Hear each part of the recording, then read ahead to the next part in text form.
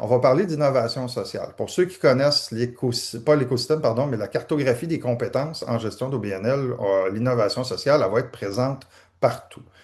Fait que je suis très content ce matin de recevoir trois personnes avec trois backgrounds différents, mais un spécialiste et après ça, des gens qui l'ont vécu.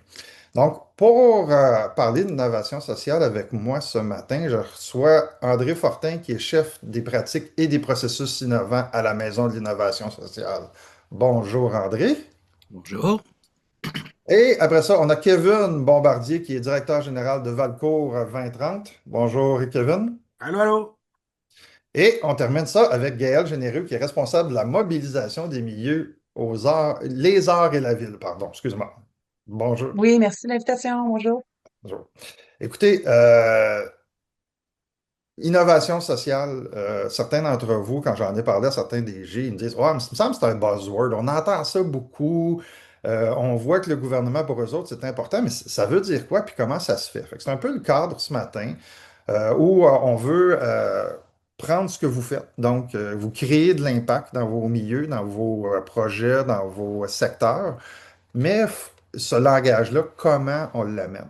Fait que je vais laisser les trois personnes se présenter un petit peu plus longuement, puis peut-être Kevin et Gaël nous expliquer vos projets. Je vais commencer avec André, juste présenter qui tu es, André, puis la maison, puis on reviendra sur, après ça, tu nous expliqueras c'est quoi l'innovation sociale. Bonjour à tous et à toutes. Donc, comme Stéphane le dit, je suis chef des pratiques et des processus innovants. Donc, c'est vraiment le volet méthodologie, les façons de faire l'innovation sociale. Euh, Puis nous, on est un centre, la Maison de l'innovation sociale, on est un centre d'expertise là, qui existe depuis 2017. L'innovation sociale est peu financée par les gouvernements, donc ça nous oblige à avoir une approche d'autofinancement. C'est pour ça qu'on offre, on a des services conseils, on accompagne des villes, des OBNL, des entreprises autour de développer des formations, offrir des solutions, puis de donner du conseil pour s'assurer que c'est bien intégré. Donc, en utilisant différentes approches, méthodologies, d'accompagnement pour amener les gens à cheminer autour de leur projet. Merci André. On reviendra un peu plus dans le détail sur c'est quoi. Kevin, à ton tour. Yes. Valcourt 2030, en fait, c'est un organisme à but non lucratif qui a été créé en 2014 dans le but de stimuler le développement local par l'implication citoyenne et la concertation. Les projets, le plan d'action initial a été issu de grands rendez-vous citoyens, donc avec les citoyens partenaires, dire c'est quoi les forces, c'est quoi les faiblesses et sur quoi on veut travailler d'ici 2030, donc d'où le nom de l'organisme. Après ça, tout ça s'est décliné en projets d'attractivité et rétention de la population, projets scolaires, projets en diversification économique, projets en mise en valeur. Fait que c'est de l'interculturel, de l'intergénérationnel, de l'environnement, des relations avec les entrepreneurs aussi, là. Donc, c'est ça, on regarde quels sont les besoins sur le terrain. Puis, on essaie de trouver des projets innovants, là, justement, pour répondre à ces besoins-là en collaboration avec tous les acteurs du milieu. Donc, on ne va pas substituer à ce qui existe déjà, mais on va essayer de trouver des solutions en communauté, en fait. Fait que pour nous, là, c'est à peu près ça. Moi, ça fait... en fait, j'ai commencé le 26 novembre 2018. Donc, le projet existait avant, là, mais moi, depuis ce temps-là, je suis ici. Voilà. Excellent. Gaël. Oui, bonjour tout le monde. Moi, je suis arrivée aux Arts et la Ville, ça fait une quinzaine de mois. Donc, je suis issue du milieu de la culture, évidemment. Je suis une enseignante en art au départ. Ça fait une vingtaine d'années que je travaille en culture. Beaucoup communautaire, institution muséale aussi, mais j'ai travaillé c'est ça, dans plusieurs organismes communautaires. Les Arts et la Ville existent depuis bientôt 40 ans. Donc, en 2027, ça va faire 40 ans que l'organisme existe. Puis nous, on est vraiment au carrefour du monde municipal et puis du monde culturel. C'est-à-dire qu'on accompagne les milieux à se développer par le biais de la culture de manière transversale. Donc, plus tard, je vous parlerai du projet innovant, là, en fait, du cadre où on travaille l'innovation sociale aux arts et la ville, mais notre organisme est dédié à la formation, transfert de meilleures pratiques, accompagnement de projets culturels innovants dans les milieux. On accompagne aussi des cohortes de co-développement. On a un forum annuel, on a des formations, de l'accompagnement aux membres. Donc, nous aussi, on est un organisme, donc on va chercher, c'est sûr, une diversification des revenus avec des accompagnements. Donc, on accompagne des villes de toute taille. Notre mission est vraiment dédiée aux francophonies canadiennes, mais essentiellement, on travaille évidemment plus au Québec. On est une petite équipe. Donc voilà, on travaille la concertation, on travaille des pratiques exemplaires. Donc, l'accompagnement, le transfert de connaissances est très important dans notre manière de travailler. Voilà. Merci. Gaël, travaillez-vous avec les URLS? Parce que je vois Santiago qui est là, je me suis Non, posé la question, là. OK, on va en reparler. oui, on en André, reparle. l'innovation sociale, c'est Ouais. quoi ça? Puis comment on peut le décrire pour que tout le monde puisse l'appliquer dans son quotidien? Ben, tu sais, nous, on dit à la Miss, mais je veux dire Miss pour l'acronyme, là, pour le restant Ouais, de maison de la rencontre. l'innovation sociale. Ben, on peut dire que l'innovation peut être définie comme deux choses. Ça peut être un nouveau produit, un nouveau service que vous développez, donc un résultat. Mais c'est aussi un processus par lequel qu'on va utiliser. On a une idée, on veut la faire cheminer pour que ça aboutisse à une solution. Et là, on va prendre différentes approches, méthodologies pour arriver à la solution finale. Mais en gros, l'innovation sociale, si on veut la définir en termes de critères, on dit ben c'est une nouveauté.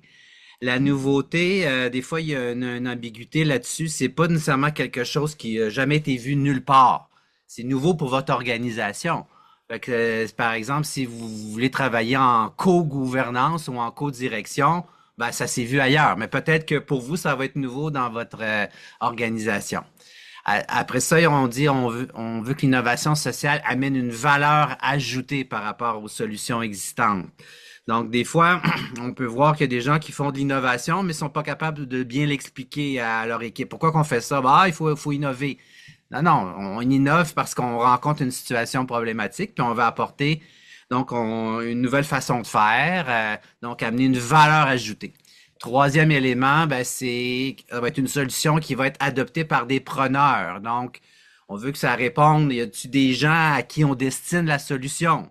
Encore là, des fois, l'erreur, c'est qu'on dit, oh oui, nous, on connaît bien les citoyens. Puis souvent, les projets que j'ai vus qui n'ont pas fonctionné, ben, on a sous-estimé cette connaissance-là en disant, ben oui, ben, ah oui, la dernière fois que je les avais consultés, ça fait 5 ans. Ouais, mais en 5 ans, le contexte a changé.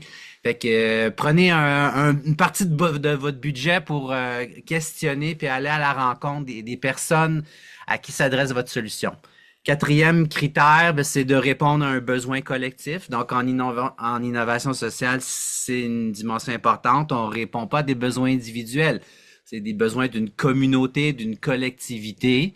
On veut, en cinquième point, que ça engendre un bénéfice collectif mesurable.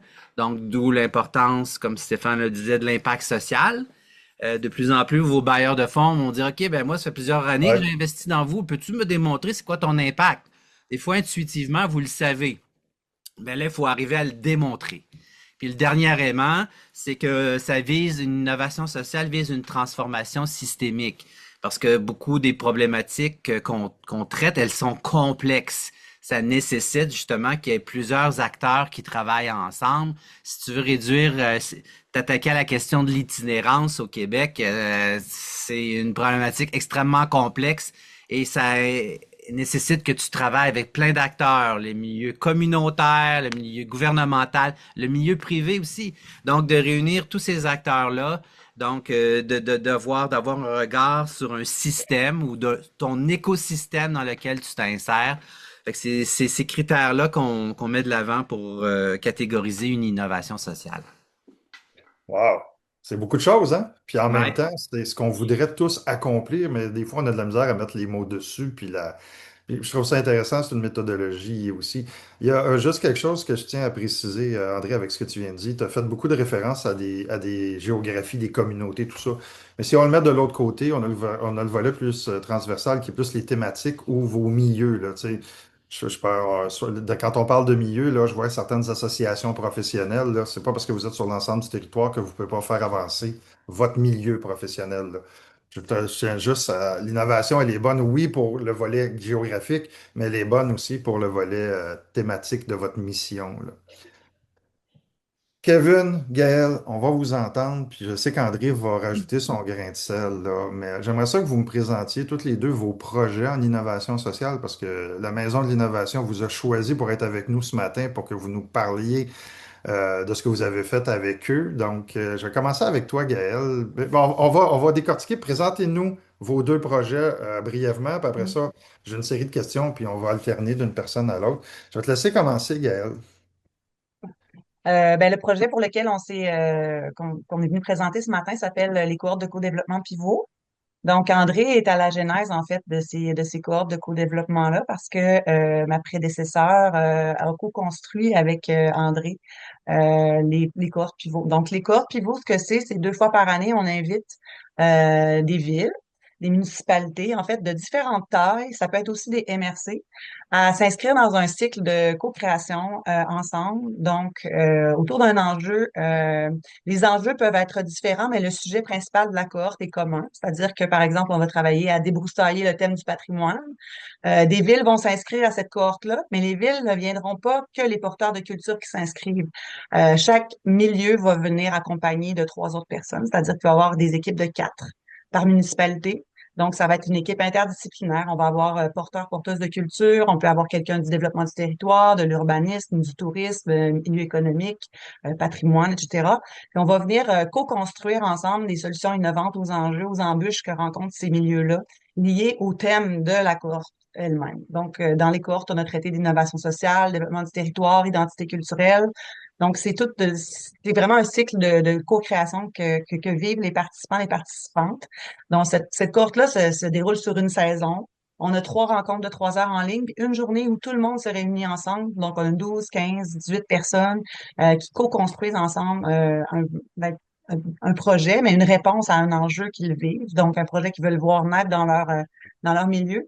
Puis ce que ça leur amène à faire, c'est de travailler différemment. Souvent, on va dire qu'on va abolir les silos dans cette cohorte-là parce que les gens vont travailler, enfin se rencontrer, puis co-créer ensemble, puis considérer tous les aspects d'un problème, d'une problématique.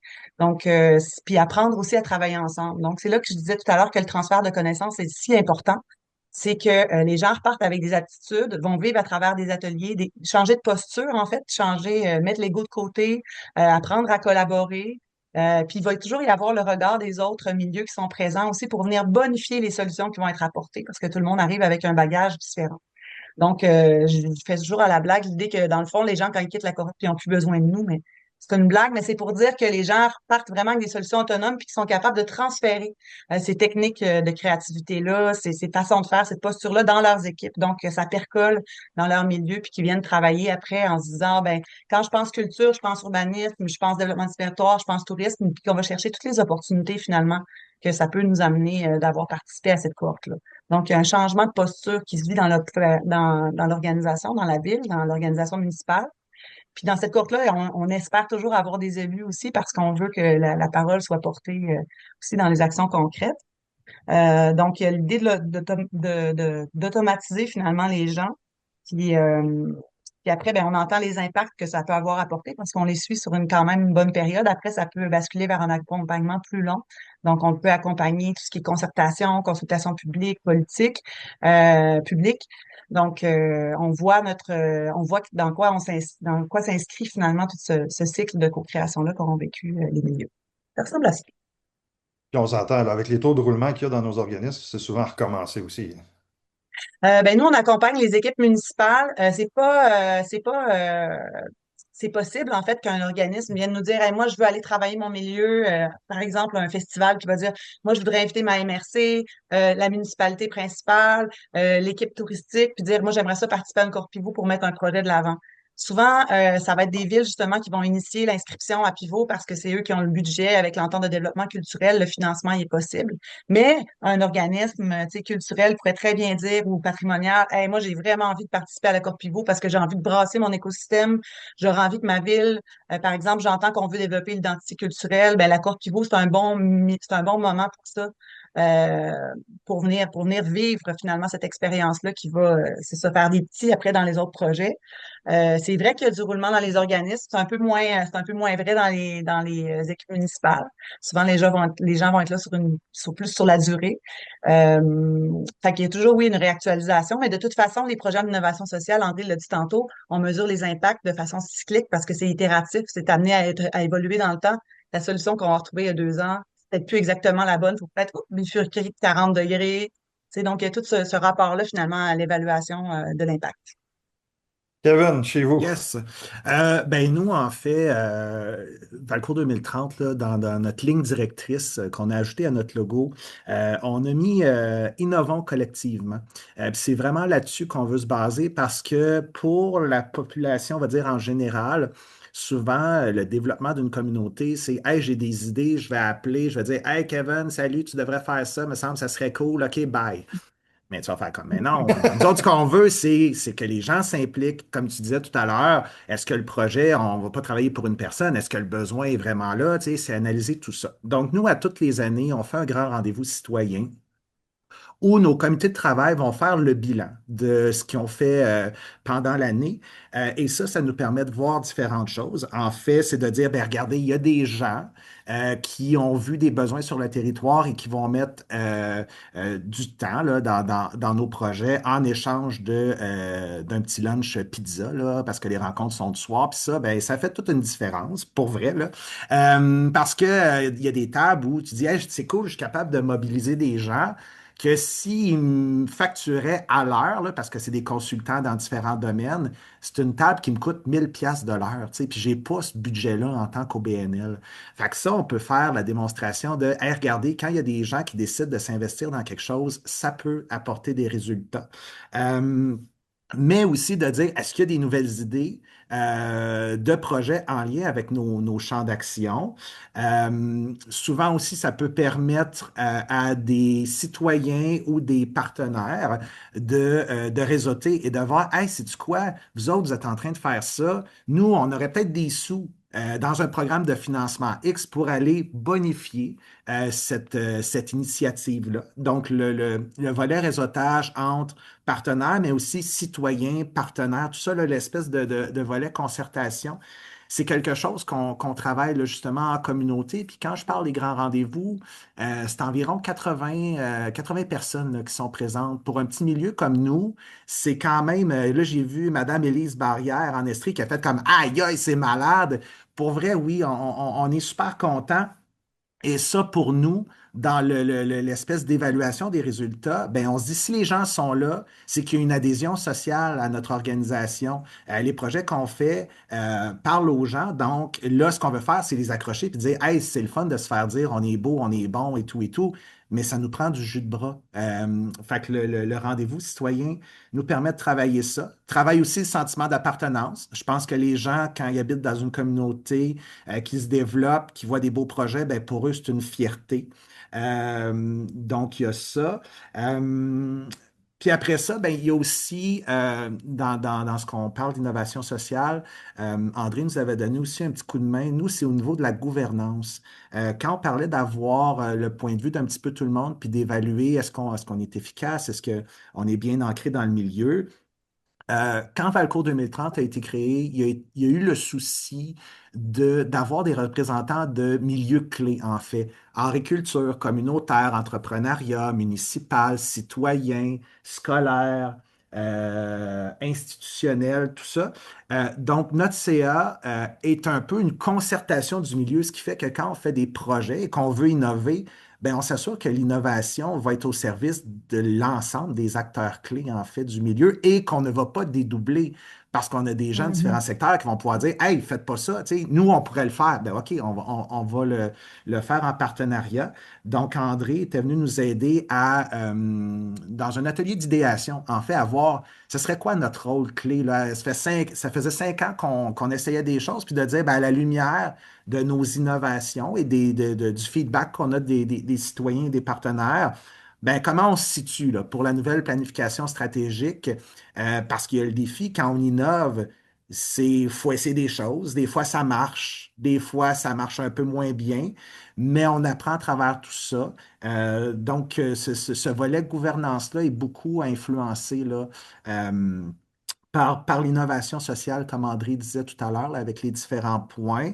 Euh, et on a le luxe d'être un organisme flexible, financé localement, ce qui fait que quand on a des idées, quand on décide d'innover, ben, ça ne prend pas 3 mois avant de se décider. C'est Hey, CA, on fait ça, ça fait-tu du sens? Ben oui, je pense que oui. Et est-ce que le besoin est réellement là? Parce que sinon, on va travailler un peu dans le vide. Donc, c'est ça l'idée, là, c'est de dire oui. Des fois, il y a des idées qui semblent bonnes, mais est-ce qu'on va se tirer dans le pied en voulant trop innover ou en voulant aller trop vite? Fait que nous, là, c'est un petit peu autour de ça là, qu'on se situe. Puis c'est ça, tu sais, ça fait quand même 10 ans. On disait au départ, financer de la concertation, c'est pas toujours sexy parce que ça prend du temps avant d'être quantifiable, mesurable et d'apporter des résultats. Mais nos partenaires financiers, au départ, ont dit non, non, tu sais, on s'engage. Et puis, ben, je pense que 10 ans plus tard, tout le monde est content d'avoir décidé d'innover aussi en ce sens-là, de créer un organisme dédié à tout ce volet-là. Moi, je retiens, puis André, tu compléteras avec moi, là. Là, vous avez parlé un peu de vos milieux de vie, là, mais je vais faire un parallèle avec la vie associative que vivent beaucoup de personnes qui sont dans la salle. Puis l'innovation sociale, un peu comme vous l'avez exprimé, c'est aussi donner l'occasion à ce que nos parties prenantes, parce qu'on va revenir au terme qu'on Mhm. amène de plus en plus, celui des parties prenantes, aient des occasions de pouvoir s'impliquer puis de pouvoir contribuer. On est beaucoup dans des organismes, là, certains d'entre vous, vous savez, j'ai déjà ce discours-là, vous avez assisté à certaines de mes formations, où on est très dans du top-down, là, tu sais, le CA décide, puis le DG prend en charge, puis on applique. Là, on est dans une vision plus transversale des choses, où on implique plus les gens, puis ça crée aussi un sentiment d'appartenance qui est plus grand, ça crée tu sais, le défi de dire, ouais, mais j'aimerais ça que mon monde se mobilise et participe. Mais ça prend des contenants, entre guillemets, ça prend des occasions pour que ça se fasse. Puis là, vous venez de nous exprimer deux projets où on a développé ces occasions-là d'implication, ces occasions-là de discours. Des fois, ça ne fait pas toujours du bien à l'ego des conseils d'administration parce que ça peut être confrontant, mais en même temps, c'est par ces outils-là qu'on va atteindre ces objectifs-là. Kevin, tu voulais rajouter quoi? Puis André, je suis curieux de Euh, t'entendre par rapport à la vie associative aussi. t'as nommé le mot que j'ai oublié de mentionner, là, mais sentiment d'appartenance, pour nous, là, tu sais, c'est vraiment important parce que si on veut aller chercher justement des bénévoles, c'est deux choses. Sentiment d'appartenance par rapport au milieu de vie, à la communauté, mais aussi à l'organisation. Ça, c'est bien important, tu sais, de dire les gens, si ils viennent travailler, ben, faire du bénévolat pour Valcourt 2030, c'est parce qu'ils aiment la vision, ils aiment notre façon de fonctionner, ils aiment la dynamique. Fait que ce que tu as mentionné, je pense qu'au niveau des associations, c'est un peu ça aussi. C'est de dire, hey, on est fiers de s'associer à cette mouvance-là, à ce mouvement-là, puis on veut y contribuer. Fait que c'est juste ça, je voulais. Tu l'as dit juste au moment où j'ai levé ma main, là, mais Parfait. c'était exactement ça que je voulais mentionner.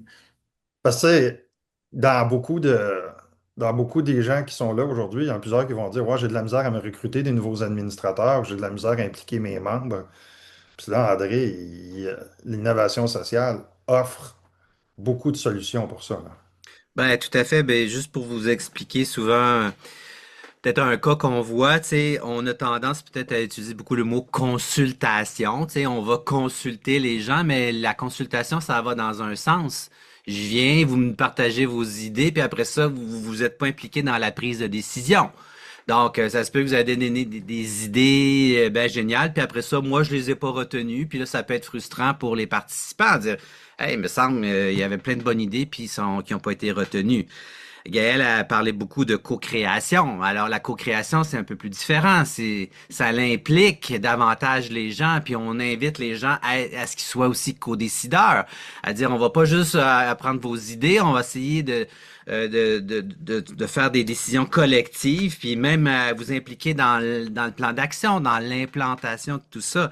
Fait que comme tu le dis, Stéphane, ben, une personne qui participe pleinement à un processus risque de s'investir beaucoup plus davantage que si tu es juste consulté, puis après ça, tu joues pas un rôle plus actif. Puis le Tu sais, tu dis deuxième une personne, élément que je... André. Oui, André, tu dis personne, mais moi, j'irais représentant d'organisation, c'est aussi la porte d'entrée. Tu sais, des fois, on pense qu'on peut aller chercher du financement par une porte de subvention ou de commandite, qu'en réalité, c'est de l'intégration partenariale où là, vraiment, on amène ces gens-là à la table avant même de leur demander une scène. Voulez-vous faire partie de la solution? Fait que c'est une façon complètement différente d'avoir une approche pour un financement éventuel, surtout dans le milieu privé, on va s'entendre, là. Fait que oui. l'aspect de mobilisation, il change complètement. Ben, tout à fait. Puis je vais dans ton sens. Tu sais, pour moi, un élément important aussi que l'innovation sociale met de l'avant, c'est l'importance d'explorer différentes perspectives. Tu sais, parce qu'on arrive, on est souvent dans une approche de silo, on est entre soi. Là, on dit, OK, nous, tu sais, on a développé le concept de partenaire improbable. Tu sais, si tu veux élargir puis bonifier tes financements, ben va chercher des partenaires que tu n'as jamais invités. Puis, tu sais, pour avoir travaillé avec des fondations aussi, les fondations se disent, ben nous autres, on aime ça aussi, être invités des fois dans des ateliers, de pas juste être sollicité pour, hey, on a besoin d'argent. Puis il y a des fondations qui m'ont dit, ben moi, là, quand que je suis invité à participer à des réflexions, mettons, dans des milieux avec des organismes, puis je crée un lien de confiance, ben tu sais, c'est à la fin de l'année, j'ai un fond de tiroir qui, si tu penses que je renseigne les Bon. gens Ouais. de mon fond de tiroir, pas à tout le monde, ben à les gens avec qui j'ai créé davantage de liens de confiance.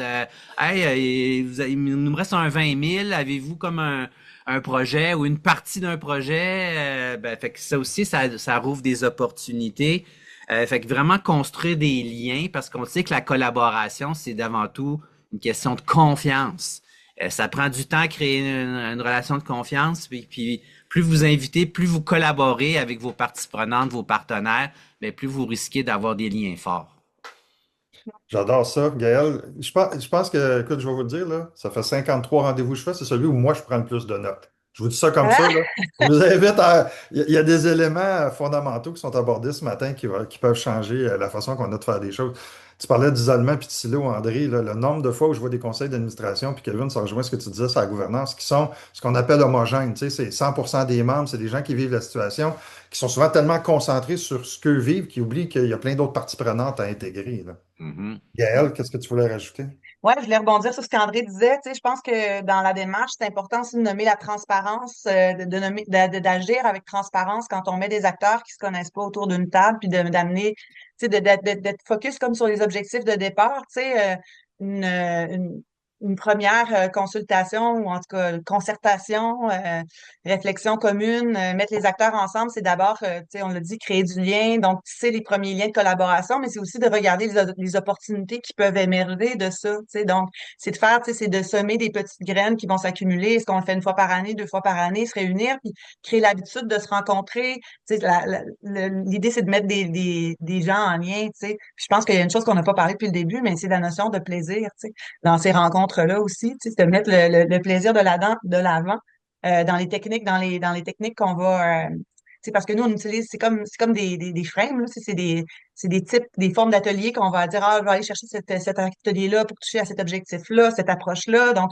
c'est comme d'orchestrer, c'est comme une petite pièce de théâtre qu'on va orchestrer, puis les protagonistes, c'est les parties prenantes, là, tu sais. Donc, il faut qu'on pense, qu'on prenne soin aussi du plaisir d'être ensemble, parce que ce qu'on veut, c'est que les gens, ça génère du sens, puis dans le plaisir, on découvre finalement, on se découvre, tu sais. Fait que j'ai l'impression qu'il faut pas oublier l'espèce d'aspect fun, parce qu'on vient mailler des gens qui ont des rythmes différents, des langages différents, des compétences différentes, puis on veut trouver des points d'union finalement là-dedans pour que tout ça fasse du sens. Fait que, tu sais, l'espèce de vision stratégique de prévoir un atelier, tu sais, pour que les gens, ça crée du lien, mais pas un one-shot deal, là, tu sais, que ça devienne, que ça fasse des petits dans le temps.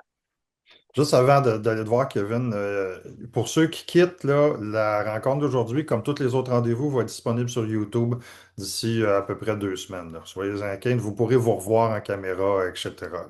Kevin, vas-y.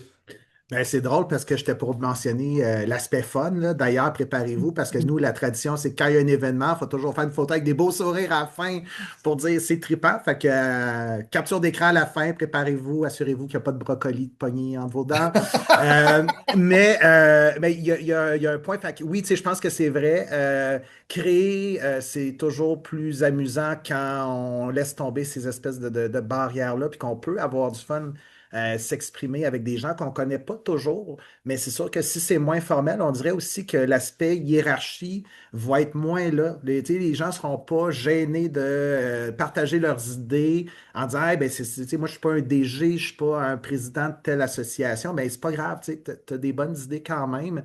Et ce qu'André a mentionné par rapport à la co-création, de notre côté, c'est un peu la clé du succès dans le sens où si on va bâtir le plan d'action autour de vos idées, quand on va former les comités de travail pour faire avancer ces projets-là, ça serait bien plate que tu dises, hey, oui, c'était mon idée, vous voulez la faire, mais ah non, tu sais, moi, je n'ai pas de temps à mettre là-dessus. Tu vas faire comme, ben non, c'est pas ça. Là, tu sais, si on bâtit des choses avec toi, c'est dans le but de, si ça t'intéresse, ben, tu vas probablement être plus intéressé à me donner du temps, surtout dans un contexte où on sait les bénévoles, parce que nous, c'est beaucoup des bénévoles, tu sais, les gens n'ont pas beaucoup de temps libre, là.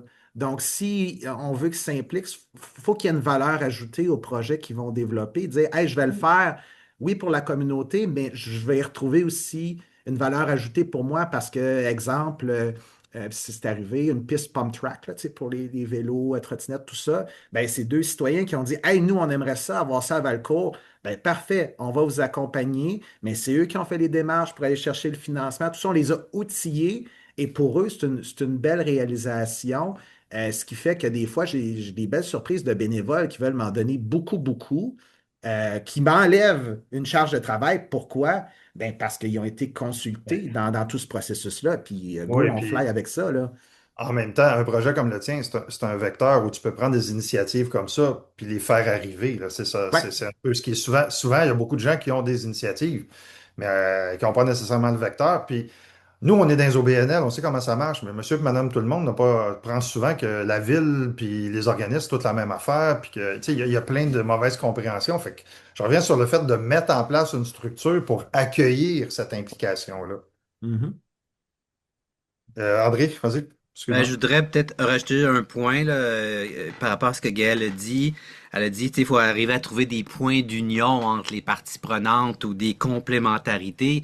Puis je voudrais juste vous partager un exemple. Une fois, j'animais un laboratoire sur le logement.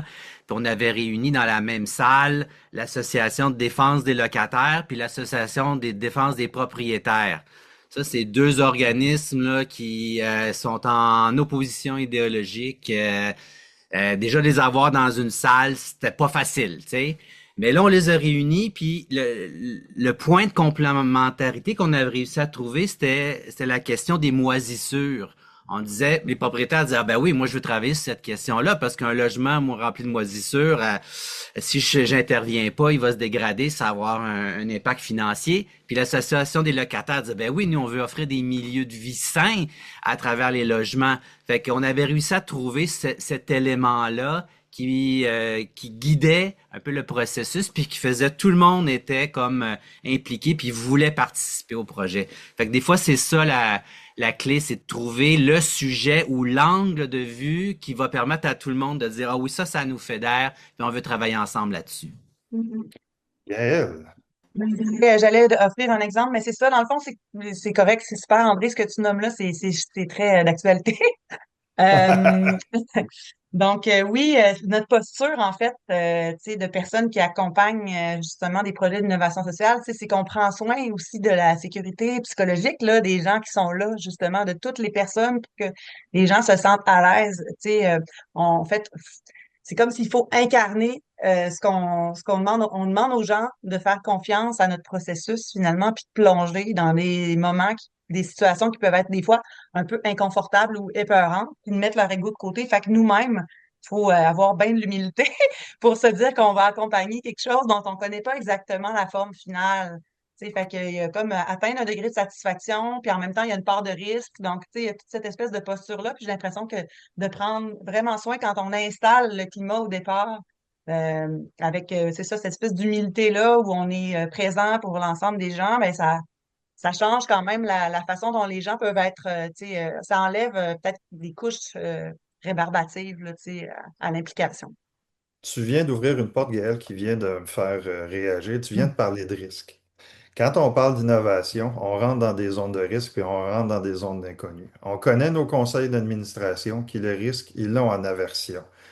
très souvent, on va se heurter à des difficultés puis là, puis c'est un peu pour ça qu'on fait un rendez-vous sur la gestion du changement au Mhm. printemps prochain, là.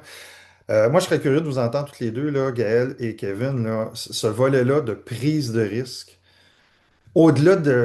Puis là, je sais que la première réponse, vous allez me dire, c'est qu'on a les bonnes personnes à la table parce qu'ils sont là puis ils veulent prendre des risques. Mais au-delà de ça, comment on amène cette culture-là où on pense, premièrement, penser en dehors de la boîte, on en a déjà parlé. Mais Mhm. deuxièmement, prendre des risques sans nécessaire, puis en sachant très bien d'avance qu'une partie de ce qu'on va faire, on va se planter. Parce qu'il faut que ça arrive. Ouais. On peut pas être réaliste et avoir des succès tout le temps. Puis je vais être curieux après, une fois que Kevin et Gaël vont en finir là-dessus. André, je suis curieux de t'entendre, mais il nous reste juste 12 minutes, hein, fait qu'on va faire ça Ouais. vite. Je peux y aller rapidou, je peux y aller Vas-y, vraiment Gaël. rapidement. Ben, en fait, je pense qu'il faut, tu sais, on a parlé de la posture qu'on peut avoir, mais tu sais, nous, on arrive aussi avec un regard neutre, tu sais, stratégique, mais neutre, tu sais, fait que c'est de laisser la place à tout un chacun. L'échec l'échec, c'est pas quelque chose qui est négatif en innovation sociale, donc ça nous permet d'écarter des solutions tu sais, comme je sais pas trop comment l'expliquer, mais déjà, c'est comme si on avait une boîte à outils. Fait que comment on va concevoir notre atelier? On va toujours avoir une porte de sortie s'il y a quelque chose qui flotte pour venir flipper, pour venir transformer finalement l'animation, venir transformer approfondir un élément qui pourrait être plus difficile. Mais l'échec n'est pas quelque chose de négatif parce qu'on est dans un processus d'idéation, finalement, on est dans un processus qui est L'itération vivant aussi, là. avec des vivants. Donc, il y a cette posture-là. Puis je pense que le fait d'avoir une personne qui est hors de l'organisme vient crédibiliser des fois la question qu'on se pose, mais ajouter un aspect neutre. Fait que j'ai l'impression qu'au niveau la part la part du risque vient, ben oui, elle est sur nos épaules, mais en même temps, on demande aux gens de nous faire confiance puis de naviguer là-dedans, dans ces eaux troubles-là avec nous pour ressortir avec des aspects satisfaisants. On ne peut pas régler tous les problèmes. Tu sais, on parlait tantôt d'itinérance. C'est sûr et certain qu'on ne va pas tout régler avec une concertation. On va avancer vers des solutions, on va tester des choses ensuite, puis après ça, on va éliminer d'autres réflexions ou d'autres pistes pour aller vers une, Bon, tester. Oups, c'est pas la bonne. Fait que l'idée est itérative, elle vient de ça. Donc, l'échec est comme intimement lié à la chose. Puis l'échec est peut-être pas le bon mot, en fait. non. Puis il y a beaucoup de parallèles entre le milieu des startups puis le milieu de l'innovation sociale aussi, là. Tu sais, il faut l'idée du prototype qu'on va faire avancer, là. Ouais. Kevin, chez vous, la prise de risque, là, ça se gère. Parce que c'est le fun parce que Gaël, elle a une perspective plus d'organisation qui met en place des programmes. Toi, tu es dedans avec ta gang, Ouais, localement, puis ouais. tu sais, Ben, en fait, le plus gros risque au départ, c'était de dire oui à tout, là. Tu sais, faire comme, ah, ben, à un moment fun, donné, ça. on n'a pas une équipe immense, là. Fut un temps où Valcourt 2030, c'était moi puis des bénévoles.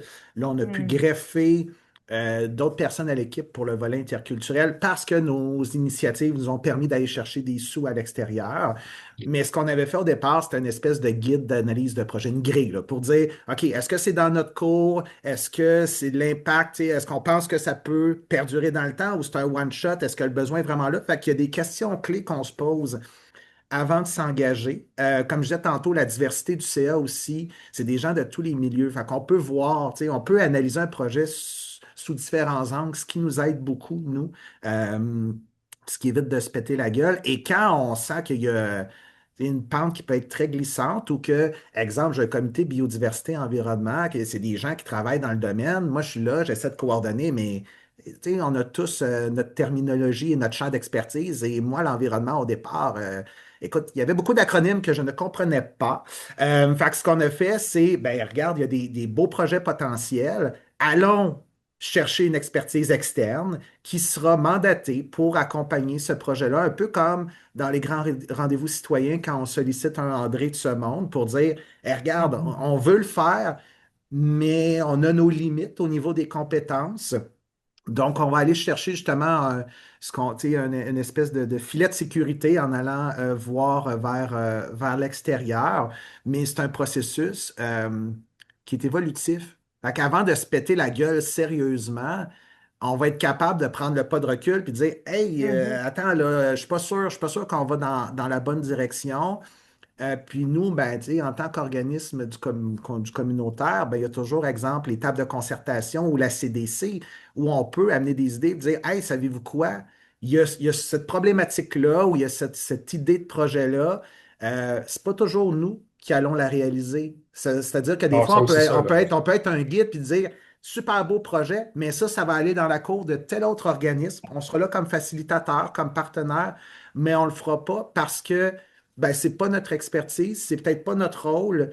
Euh, et souvent, quand on va vouloir faire à la place de quelqu'un d'autre, ben, ça amène des espèces de ben là, viens pas jouer dans mes plates-bandes, moi, c'est mon expertise. Fait que tu fais comme ben parfait. Mais si on peut t'aider à avoir un contact sur le terrain parce qu'on est près de la communauté pour faciliter la mise en place du projet qui ne sera pas dans notre cours, là, nécessairement, dans la cour de Valcourt 2030, ben faisons-le. Et puis au final, ce qu'on veut, c'est que le projet se développe bien, qu'il y ait des belles retombées. Fait que c'est d'être capable de reconnaître que ben, c'est ça, on a nos limites, on va faire ce qu'on peut pour réaliser les projets, mais c'est ça, on peut pas tout faire. Fait que je pense que nous, c'est un petit peu la façon d'aborder les choses qui nous permettent d'éviter là, les catastrophes Ah, majeures, là.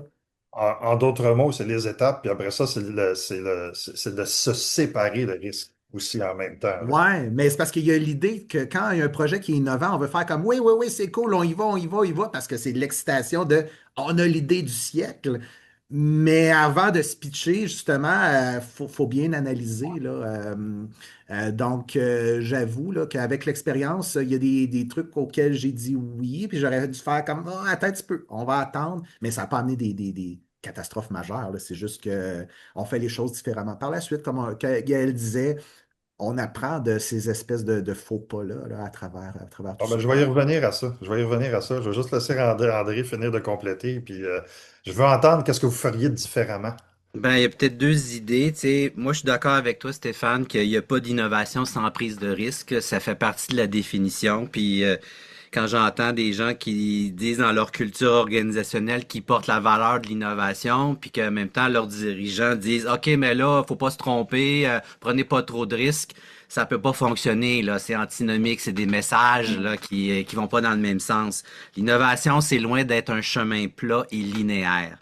Puis par rapport à la prise de risque, ben moi, des fois, on tourne ça autrement. On dit, OK, posez-vous donc la question, c'est quoi le risque de ne rien faire? Ah, Mhm.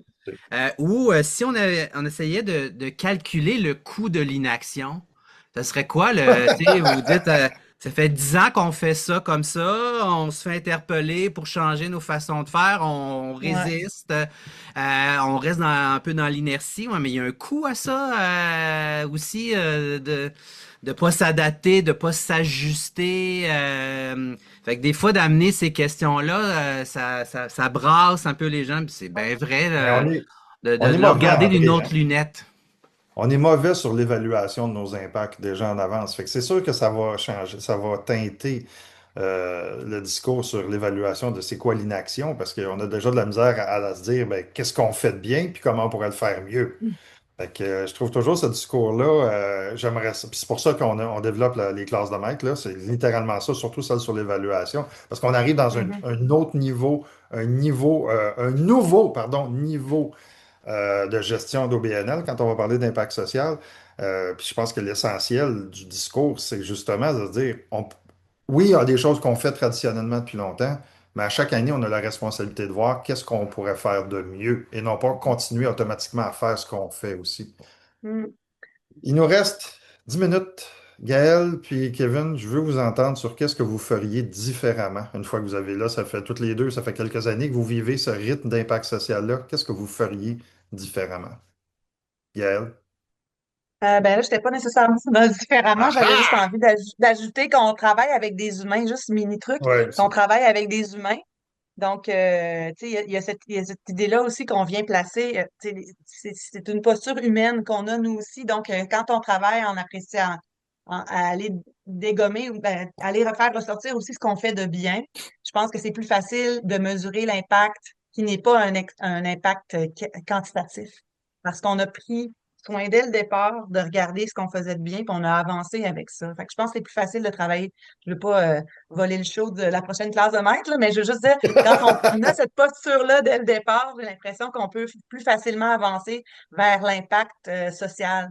Euh, ce que je ferais autrement, je vais y penser pendant que Kevin répond. Ouais, ok, c'est Vas-y, bon. Kevin. Tu veux que je réponde pendant combien de temps pour réfléchir assez? Non, deux Euh, minutes parce que non, c'est ça bon. va vite. Ben moi, je dirais, il y a quelque chose pour nous là, qui a un peu court-circuité notre façon de faire, c'est la pandémie.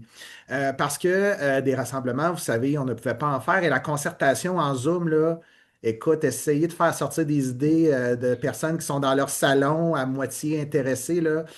Qui Fait que, tricote. ouais, ouais, genre, comme on disait tantôt avec le chat, puis la personne qui oublie de fermer son micro avant d'aller aux toilettes. Bref, vous l'avez tout vécu. Euh, donc, ce qu'on voulait faire, nous, c'est continuer de se rendre utile malgré cette impossibilité-là de se rassembler. Et ça a amené l'idée de, ah ben c'est cool, tu sais, Valcourt 2030, justement, on propose des idées, ils le font, puis on n'a plus nécessairement à s'impliquer. Fait que d'un côté, c'est le fun parce que ça nous a permis de rester utiles durant cette période-là. Mais là, il faut retravailler pour dire aux gens, oubliez pas, là, Valcourt 2030, c'est par et pour, là, le innovons collectivement, il est là. Euh, donc, nous, ça va être dans les communications là, qu'on va pouvoir reprendre ça, mais l'idée de vouloir parfois se rendre trop utile, ben, ça peut amener un désengagement des gens qu'on consulte puis qu'on veut impliquer dans la démarche. Donc, il y a ça, mais aussi l'idée des fois de prétendre qu'un bénévole veut faire telle ou telle tâche. Euh, comme je disais tout à l'heure, j'ai eu des belles surprises en prenant le temps de regarder avec des bénévoles, OK, pour tel projet, là, tu peux m'en donner tu sais, combien d'heures, qu'est-ce que tu peux faire? Et ça avait même créé des frustrations quand tu dis à des gens, bon, ben ça, je l'ai fait, c'est réglé, c'est cool. Puis là, ils font comme, ben oui, mais je voulais le faire. Mais là, je disais, ben OK, mais moi, je voulais alléger ta tâche tu sais, en voulant être un bon partner, mais ça a amené l'espèce de ouais, mais moi, c'est ça, je veux me rendre utile pour ce projet-là. Fait que sinon, ben, je ne m'impliquerai plus, tu sais, ça donne rien. Tu fais non, non, c'est pas ça, c'est pas ça. Fait qu'on a pris le temps justement de voir c'est quoi les rôles et les responsabilités de chacun. Ça, pour vrai, là, je pense que Mm. l'élément de départ, ça va être ce qu'on a développé, que j'avais peut-être moins là, quand j'ai commencé, c'est de dire avant de vouloir aller vite, prenons le temps de dire OK. Moi, je vais faire ça, toi, tu vas faire ça, et ça évite d'avoir une trop grosse charge sur mes épaules et de dire à un moment donné, on a trop de projets, ça ne marche plus. Fait que, Mhm. ouais, le pas de recul, responsabiliser les gens ou les membres, tu sais, peu importe, là, euh, je pense que ce serait ça de mon côté. Gaël. Je trouve que c'est une question difficile. Je Ah, dois qu'est-ce qu'on dire en ferait toute différemment? humilité. Pourtant, tu fais une évaluation, il y a un feedback. Oui, mais tu sais, je dirais que tu sais, les attentes, on les travaille tellement de pair avec les On peut milieux qu'on demander à Mylène accompagne. si tu veux. Non, mais on les travaille. Oui, Mylène, mes collègues sont là. Bonjour aux collègues. Tu sais, on monte tellement les objectifs à mesure, on les tricote ensemble. Tu sais, fait que l'écoute est présente. C'est difficile pour moi d'évaluer l'impact de ma propre action au sein des organismes parce que ben je les entends. Tu sais, j'ai l'impression que ce qu'on peut faire, nous, on travaille beaucoup. Tu sais, en fait, on vit une crise culturelle en ce moment au Québec. Fait que je pense qu'on vit aussi, tu sais, des impacts, nous, de ce côté-là. On aura envie d'être encore plus présent pour les villes. Les villes ont des enjeux de développement. Nous, on a, tu sais, fait que j'ai l'impression qu'on doit se repositionner à l'égard de certains accompagnements, justement, pour peut-être répondre plus à la réalité terrain, tu sais, qui nous impacte, nous aussi, là, dans nos actions au jour le jour.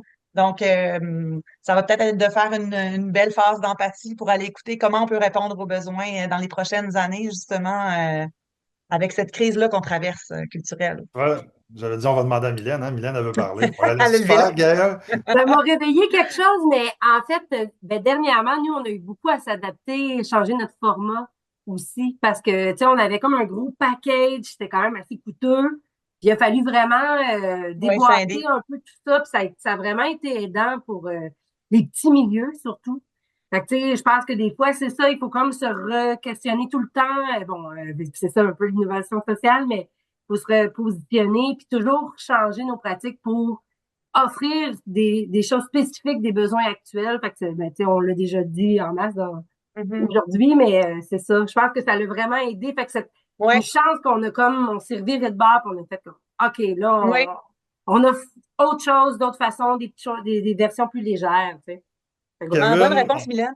Je te laisse une minute Ça pour sera même ton pas ça, point. ça sera même pas ça. Moi, en fait, là, ce que j'ai pensé, c'est d'avoir une idée préconçue du résultat final, tu sais, dans une forme trop définie. Parce qu'on parle d'innovation puis d'un processus vivant. Fait que si on veut qu'il se déroule aisément et qu'on ne vienne pas le teinter, ben, c'est de dire, parfait, nous, ce qu'on veut à la fin, là, c'est on a tel objectif et on veut aller vers là, mais la forme finale, on ne sait pas vraiment. Il faut dealer avec cette espèce de en cours de route, on s'ajustera tout ça. Puis des fois, quand on est porteur de projet, on a peut-être tendance à vouloir imposer notre vision finale, là. Mais ça, pour des gens qui participent, je pense que ça peut être vraiment décevant, là, parce que tu fais Hmm. comme, ben, je lance des idées, mais le gars, il sait déjà ce qu'il veut. Fait que ça sert à quoi au final? Fait que ça, tu sais, de laisser aller, c'est insécurisant par moment, là, j'avoue. C'était peut-être ça des fois tu sais, qui me donnait moins envie de laisser de la corde, mais au final, c'est ce qu'on veut. Fait qu'il faut dealer avec ça, puis c'est ça qui va créer l'engagement, je pense, là. Avant de te laisser répondre à la dernière question, André, je vais juste revenir sur la question de Geneviève qui est là, qui traîne depuis à peu près une demi-heure dans le chat que je n'ai pas répondu, qui se demande pour des exemples de valeur ajoutée qui vont attirer une diversité d'administrateurs. Moi, j'ai une réponse très simple que je veux amener à Geneviève, c'est d'être capable de faire en premier lieu une cartographie de toutes tes parties prenantes, puis de voir, puis d'être capable de recruter dans ces bassins-là. Très souvent, on n'est pas, on ne se soucie pas assez des autres personnes qui sont touchées, ou personnes ou organismes qui sont touchés de près ou de loin par notre mission. Puis c'est ça qu'on va appeler les parties prenantes. Puis c'est très souvent la première source d'administrateurs secondaires au-delà de notre membership direct. Ma dernière question pour toi, André, en terminant, là, il nous reste 2 minutes. Si tu avais un conseil à donner à tous les gens qui sont là comme première étape pour se lancer en innovation sociale, ça serait quoi? Moi, je vous dirais d'expérimenter, de tester des affaires. Tu as parlé, tu sais, tantôt de l'importance, tu sais, de l'échec. Ben, pour moi, l'échec, c'est une opportunité d'apprentissage. Puis avant de dire on développe un nouveau programme d'intervention, mais teste-le avec déjà tes collègues, avec des partenaires. C'est nécessairement, tu vas apprendre des choses. Des fois, on lance des produits ou des services, puis on n'a pas testé. Puis là, c'est là aussi que le risque est plus grand parce qu'on a investi de l'argent, puis là, on dit, ah, faut recommencer à zéro. Fait que c'est pour ça, si tu es en mode expérimentation, test, puis là, c'est ta version 3 que tu lances, ben là, tes risques sont beaucoup diminués. Fait qu'hésitez pas à aller dans cette étape-là. Puis c'est pour ça que toutes les approches de design mettent beaucoup l'accent là-dessus, sur le test et l'expérimentation pour évoluer, avoir une solution beaucoup plus solide. Ouais, puis tu sais, dans mon ancienne vie en commercialisation, on se disait souvent ben, se bâtir un peu de données à travers lesquelles pouvoir travailler. Puis oui, c'est le fun ce qu'on appelle le gut feeling, mais quand on implique d'autres mondes à la table, le gut feeling, il faut le combiner les 25 gut feeling de tout le monde, là. Ça devient plus complexe. Écoutez, un grand merci à vous trois. Ben, je vais dire merci à Mylène aussi. J'espère pour tout le monde que vous avez apprécié. Pour moi, ça a été une dernière heure qui est révélatrice de beaucoup de potentiel. Comme je vous dis, ce ne sera pas le premier, ce ne sera pas la dernière activité qu'on va lancer autour, puis avec une collaboration avec la Maison d'innovation sociale aussi. Kevin, un petit mot de la fin avant qu'on laisse tout le monde Ben, partir. moi, pour la capture d'écran, ça vous tente-tu de faire un beau sourire pour dire que c'était le fun? J'aimerais bien ça parce que c'est notre rendez-vous citoyen la semaine prochaine. Puis je veux dire, hey, Valcourt 2030, tu sais, ça rayonne en dehors de la région. Puis j'aimerais bien ça, montrer vos billets Ah, pour ben, je ceux vais qui te ont envie faire de le ça. faire. Ouais, Êtes-vous prêts? Un, deux, Oui. oui. trois, cheese! Et, et voilà. C'est Ben, juste merci tout le ça. monde. Bonne fin de journée. À la prochaine, au prochain rendez-vous. Bye bye.